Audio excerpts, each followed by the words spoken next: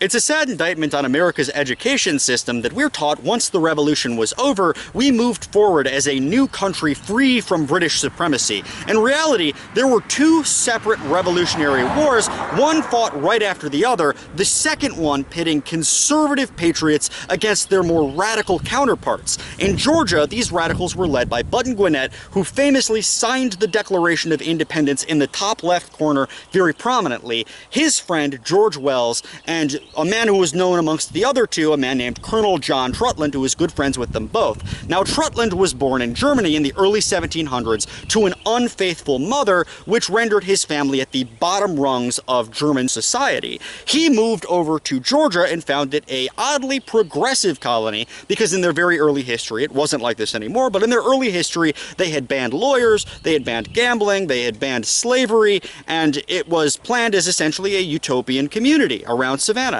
So he found the Salzburgers, a religious group who was fleeing persecution in Germany, and began to work with them. The Salzburgers saw Georgia for what it was, a colony that was dotted with all of these shipping areas along the coast that were filling up with refugees and merchants from all walks of life throughout Europe. And they decided to promote this image of social inclusivity. And this set him apart from other more conservative politicians like Lackland, Mackintosh, or even George Washington himself. So during the Revolutionary War, he helped draft in 1777, with Button Gwinnett, who had famously signed the Declaration and was now a wanted man, the Constitution of the state of Georgia, which was the most radical constitution they had so far. This constitution demanded nearly universal suffrage. Pretty much everybody could vote, and on top of that, they said that all state-level politicians could only hold office for 1 year. Now imagine that. You can't make all these empty promises, drag your feet for 3 years, and only half deliver it at year 3.5. You have to either carry it out or you'll be seen as a liar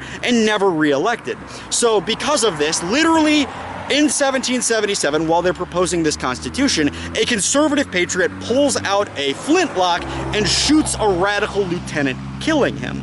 Now this is the beginning of the Second Revolutionary War. And after this, Button Gwinnett had a duel. And in 1780, he was killed for being one of these radical politicians. Now, this kind of brings the rise of the man that the other two knew. They knew George Wells. He became governor for a very short period of time and was likewise shot and assassinated. They called all of these duels when I believe that they were real assassinations. And finally, in 1782, they say in spring, but it might have been towards the last part of the year, it might have even been early 1783, we don't know, because the conservatives controlled all of the media, but he was killed by 5 masked men. They came to his house, they said, "You come out and you face us like a man." He said no.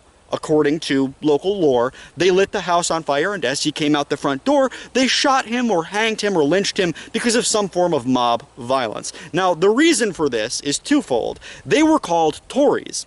They were patriots, but they were called Tories because they were conservative, and the radicals like to refer to the conservative patriots as Tories. And secondly, he had also opposed this plan to unite South Carolina with Georgia, because at that time, Georgia didn't have the entire western part of the state free for colonization. They only had the coast, and South Carolina had a good number of plantations and shipping areas along the coast. And they all wanted the conservatives to consolidate their power along the southeastern coast and form essentially a separate government, which honestly, if we're looking at alternative history, might have become an independent state. You look at the Trans-Oconee Republic, for example. Now, because the man that had killed other radical politicians, and a lot of the people involved with killing radical politicians, especially Button Gwinnett, they were friends with George Washington. And this has all been written out of the history books. In fact, Colonel Trutland doesn't even have a grave that is known as far as I'm aware. And of the 5 men who killed him, none of them were ever brought to trial, and none of them were even named publicly. And this is the same Salzburger church that Colonel John Trutland attended. It has been rebuilt a number of times over the years, and throughout the Civil War was used as a hospital. But what I think is interesting is they have a newer monument to the assassinated governor.